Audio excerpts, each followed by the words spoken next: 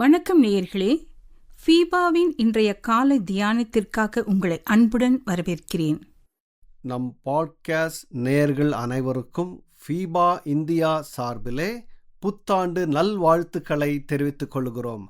கர்த்தர் தாமே உங்களையும் உங்கள் குடும்பங்களையும் ஏராளமாக இந்த வருடத்திலே ஆசீர்வதிப்பாராக.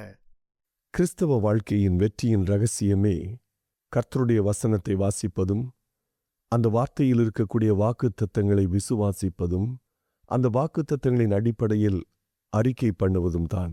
பல கேள்விகளோடு, பல எதிர்பார்ப்புகளோடு இந்த புதிய வருடத்திற்குள்ளாய் நீங்கள் நுழைந்து வந்திருக்கலாம். எந்த ஒரு சூழ்நிலையிலும் கர்த்தருடைய வார்த்தை நமக்கு பல வாக்குத்தத்தங்களை சொல்லி வைத்திருக்கிறது. இந்த வாக்குத்தத்தங்களை நீங்களும் நானும் வாசிக்கும் பொழுது, விசுவாசிக்கும் பொழுது, அறிக்கை பண்ணும் பொழுது கர்த்தர் நம்முடைய வாழ்க்கையிலே செயல்படுகிறதை நாம் காண முடியும். தாவீது தன்னுடைய வாழ்க்கையிலே பல இடங்களிலே கர்த்தருடைய வார்த்தையை குறித்து அல்லது கர்த்தருடைய வாக்குத்தத்தங்களை அறிக்கை பண்ணுகிறதை நாம் காண முடியும். அந்த வாக்குத்தத்தங்களை அவர் அறிக்கை பண்ணினது மட்டுமல்லாமல் அதை சுதந்திரித்துக் கொள்கிறதையும் நாம் காண முடியும். எபிரேயருக்கு எழுதின நிருபம் 13வது அதிகாரம் 5வது வசனத்தினுடைய கடைசி பகுதி இப்படி சொல்கிறது: நான் உன்னை விட்டு விலகுவதுமில்லை, உன்னை கைவிடுவதுமில்லை என்று அவர் சொல்லியிருக்கிறாரே என்றும் 6வது வசனம் இப்படி சொல்லுகிறது: அதனாலே நாம் தைரியம் கொண்டு, கர்த்தர் எனக்குச் சகாயர், நான் பயப்படேன், மனுஷன் எனக்கு என்ன செய்வான் என்று சொல்லலாமே என்றும் சொல்லியிருக்கிறது.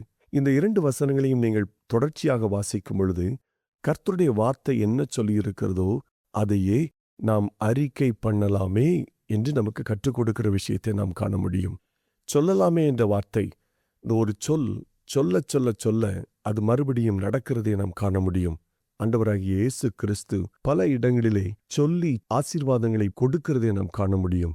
வாக்குத்தத்தங்களை சொல்லி பிசாசினுடைய சோதனையை ஜெயிக்கிறதை நாம் பார்க்க முடியும். வாக்குத்தத்தங்களை சொல்லி பரிசேயரையும் சதுசேயரையும் அவர் மடங்கடிக்கிறதை நாம் காண முடியும். இந்த புதிய வருடத்திலே பல கேள்விகளோடு வந்திருக்கிற உங்களுக்கும் எனக்கும் நான் உற்சாகமாய் சொல்லுகிற வார்த்தை என்னவென்றால், கர்த்தருடைய வார்த்தை நமக்கு போதுமானது. வாக்குத்தத்தம் இருக்க நமக்குள்ளாய் வாக்குவாதம் வேண்டாம். வாக்குத்தத்தம் இருக்க நமக்குள்ளாய் கலக்கம் வேண்டாம். அவர் கர்த்தர் ஒரு வார்த்தையை சொல்லியிருந்தால் அதை சொல்லலாமே. அவர் சொல்லியிருக்கிறாரே, வாதை உன் கூடாரத்தை நெருங்காது என்று, அதை சொல்லிக்கொண்டே இருக்கலாமே. நீயோ கடன் வாங்குவதில்லை, அநேக ஜாதிகளுக்கு கடன் கொடுப்பாய் என்று சொல்லியிருக்கிறாரே. அப்படியென்றால் கடன் கொடுக்கிற இடத்திற்கு நம்மை கர்த்தர் உயர்த்துகிறாரே, அதை சொல்லலாமே. உன் பிள்ளைகள் எல்லாரும் கர்த்தரால் போதிக்கப்பட்டிருப்பார்கள், அவருடைய சமாதானம் பெரிதாயிருக்கும் என்று கர்த்தர் சொல்லியிருக்கிறாரே, அதை நீங்களும் நானும் அறிக்கை பண்ணலாமே. இப்படி எத்தனை வாக்குத்தத்தங்கள்! உன் பக்கத்தில் 1000 பேரும் உன் வலதுபுறத்தில் 10,000 பேரும் விழுந்தாலும் அது உன்னை அணுகாது என்று கர்த்தர் சொல்லியிருக்கிறாரே, அதை சொல்லலாமே. அதை தைரியமாய் சொல்லலாமே. எத்தனை வார்த்தைகள் கர்த்தர் நம்மை தேற்றுகிற வார்த்தைகளாயிருக்கிறது. கண்ணின் மணியைப் போல உன்னை காத்துக்கொள்ளேன் என்று சொல்லி கர்த்தர் சொல்லியிருக்கிறாரே, அதை சொல்லலாமே. ஒரு பொல்லாப்பும் எனக்கு நேரிடாது என்று சொல்லலாமே. ஒரு தீங்கும் எனக்கு நேரிடாது என்று சொல்லலாமே. துஷ்டன் இனி என் வழியாய் கடந்து வருவது இல்லை என்று சொல்லலாமே. கர்த்தராகிய இயேசு கிறிஸ்து எனக்காக விலைக்கிரயம் பண்ணியிருக்கிறார். அவர் என்னை மீட்டெடுத்திருக்கிறார். நான் கர்த்தருடையவன், நான் கர்த்தருடையவள் என்று சொல்லலாமே. அவருடைய இரத்தம் நம்மை கழுவினபடியினாலே நாம் தேவனுடைய புத்திரராயிருக்கிறோமே. அவருடைய வசனத்தின் மீது நாம் விசுவாசம் வைத்ததினாலே அவருடைய பிள்ளைகளாய் மாறி அவருடைய சுதந்திரராய் மாறியிருக்கிறோமே, அதை சொல்லலாமே.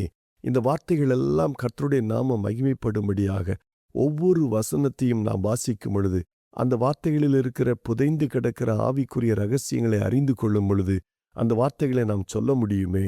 நாம் ராஜாக்களும் ராஜ ஆசாரிய கூட்டமாய் சேர்ந்திருக்கிறோம் என்று சொல்லி அவர் சொல்லியிருக்கிறாரே, அதை சொல்லலாமே. ஆகவே கர்த்தருக்குள் பிரியமானவர்களே, கர்த்தருடைய வார்த்தை நமக்கு என்ன சொல்லி வைத்திருக்கிறதோ அதை வாசிப்போம், அதை விசுவாசிப்போம், அதை அறிக்கை செய்வோம். இந்த உலகத்திலே நாம் வாழுகிற நாட்களிலே உங்களுக்காகவும் எனக்காகவும் யுத்தம் செய்வதற்காக ஒருவர் உண்டு. அவர் நம்முடைய தேவனாகிய கர்த்தர். அவர் நம்முடைய சத்துருக்களை முறியடிக்க பண்ணுகிற கர்த்தர்.